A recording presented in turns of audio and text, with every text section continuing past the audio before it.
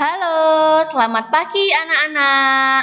Hari ini kembali lagi belajar dengan Bu Heni, materi Daur Hidup Hewan, tema 1, subtema 3. Apa sih itu daur hidup hewan? Daur hidup hewan adalah suatu proses perubahan bentuk tubuh yang dialami oleh makhluk hidup sepanjang hidupnya. Daur hidup hewan itu dibedakan menjadi dua, yaitu daur hidup dengan metamorfosis dan daur hidup tanpa metamorfosis. Kita bahas daur hidup hewan dengan metamorfosis terlebih dahulu ya. Daur hidup hewan dengan metamorfosis adalah perubahan bentuk yang terjadi pada hewan hingga dewasa, dari telur menetas menjadi kepompong atau menjadi larva, lalu menjadi pupa yang berbentuk jauh berbeda dengan hewan saat dewasa. Contohnya seperti kupu-kupu, nyamuk, dan katak. Coba kalian lihat gambar yang ada di layar. Nah, di sini ada gambar metamorfosis kupu-kupu. Metamorfosis kupu-kupu itu dimulai dari telur. Telur menetas menjadi ulat. Ulat lalu menjadi kepompong. Selanjutnya, kepompong berubah menjadi kupu-kupu kecil hingga tumbuh menjadi kupu-kupu besar. Kalau kalian lihat gambar metamorfosis kupu-kupu ini, dari telur hingga menjadi kupu-kupu itu mengalami perubahan bentuk. Tidak sama ya bentuknya ya. Dari telur, terus ulat, kepompong, hingga jadi kupu-kupu itu bentuknya berbeda. Sama juga dengan nyamuk. Nyamuk itu juga mengalami metamorfosis, yaitu dari telur. Nih, dari telur, lalu menetas menjadi larva, lalu menjadi pupa hingga menjadi nyamuk. Dari telur menjadi nyamuk itu berubah bentuk ya. Nah, itulah yang disebut daur hidup hewan dengan metamorfosis. Selain kupu-kupu dan nyamuk, ada juga katak. Katak berawal dari telur katak, lalu menetas menjadi kecebong tanpa kaki. Di sini tidak ada kakinya ya, kecebongnya ya. Lalu tumbuh menjadi kecebong yang berkaki, ada kakinya di sini. Lalu tumbuh menjadi katak berekor.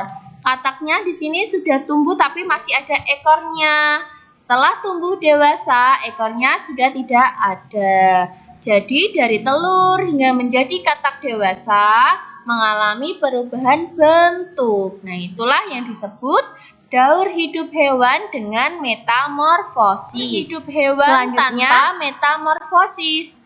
Daur hidup hewan tanpa metamorfosis adalah tahap perubahan pada makhluk hidup tanpa mengalami perubahan bentuk dalam hidupnya. Dari telur menetas menjadi nimfa yang berbentuk mirip dengan hewan dewasa. Contohnya seperti ayam, belalang, jangkrik, capung, dan kecoa. Coba sekarang kalian lihat gambar di sini. Ini ada daur hidup ayam. Ayam itu berawal dari telur. Telur menetas menjadi anak ayam. Kalau kalian lihat, setelah telur menetas menjadi anak ayam hingga menjadi ayam dewasa, apakah ada perubahan bentuk? Tidak ada ya, hanya menjadi lebih besar. Nah, itu menandakan bahwa ayam itu daur hidupnya tanpa melalui metamorfosis. Selanjutnya di sini ada gambar kecoa. Kecoa itu berawal dari telur. Telur menetas menjadi nimfa. Nimfa 1. Lalu tumbuh menjadi nimfa 2, jadi badannya lebih besar ya.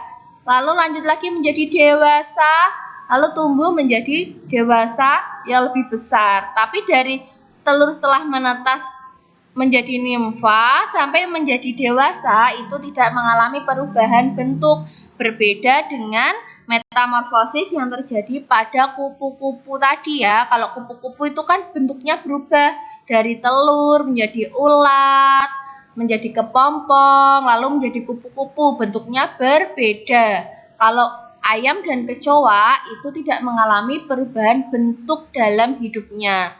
Kalau yang tidak mengalami perubahan bentuk itu dinamakan dengan daur hidup tanpa metamorfosis.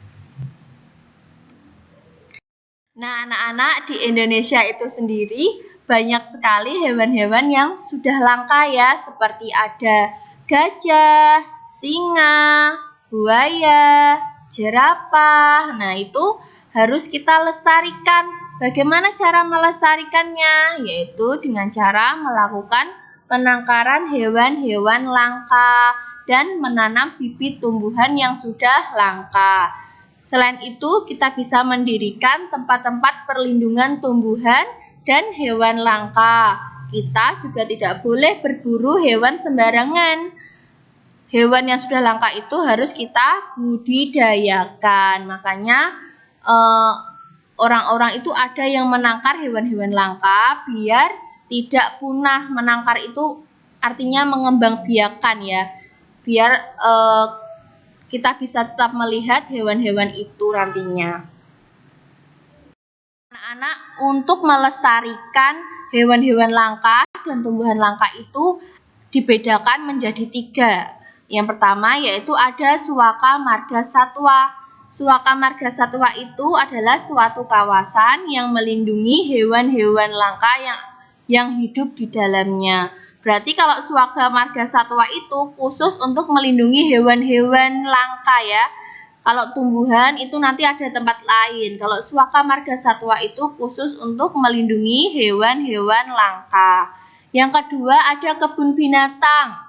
Kebun binatang itu adalah suatu kawasan untuk melestarikan satwa-satwa langka dari berbagai daerah. Nah, kalau kalian pernah datang ke kebun binatang, di sana pasti banyak hewan-hewan langka yang ada gajah, ada jerapah, ada buaya. Nah, di kebun binatang itu semua hewan-hewan yang sudah langka, satwa-satwa yang sudah langka itu dilestarikan di sana. Yang ketiga ada Taman Nasional. Taman Nasional itu adalah kawasan pelestarian alam yang mempunyai ekosistem asli yang digunakan untuk keperluan ilmu pengetahuan.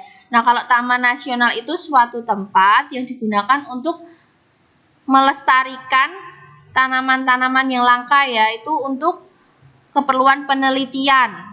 Nah, di situ itu khusus untuk orang-orang yang ingin meneliti tanaman-tanaman yang sudah langka.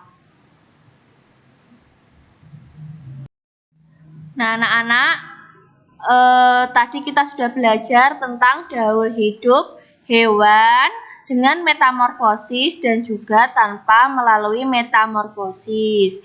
Diingat lagi kalau daur hidup yang mengalami metamorfosis itu adalah daur hidup yang ada perubahan bentuk tubuh seperti kupu-kupu, nyamuk, itu ya. Kalau yang tanpa melalui metamorfosis itu tidak ada perubahan bentuk dalam tubuhnya dari setelah menetas hingga dewasa seperti kecoa, jangkrik. Nah, itu dari telur hingga dewasa itu bentuknya sama, tidak mengalami perubahan. Selanjutnya tadi ada juga cara kita melestarikan tanaman langka dan hewan langka ya, dengan cara tidak berburu. Kita bisa dengan cara mengembangbiakkan, melestarikan, tidak boleh merusak tanaman-tanaman. Ada lagi tadi tempat-tempat untuk melestarikan hewan dan tanaman yang sudah langka apa saja? Ada Taman Nasional, ada kebun binatang, dan juga ada Suaka Marga Satwa. Nah, kalian pelajari ini nanti dicatat di buku catatanmu, di buku tema ya. Setelah itu kalian kerjakan soal bahasa Indonesia ini yang terdiri dari 10 soal. Kalian tulis soalnya, lalu tulis jawabannya. Setelah selesai, kirim ke WA Ibu ya. Nah, anak-anak, itu saja pelajaran dari Ibu hari ini. Terima kasih ya. Tetap semangat belajar dan selalu patuhi protokol kesehatan. Wassalamualaikum warahmatullahi wabarakatuh.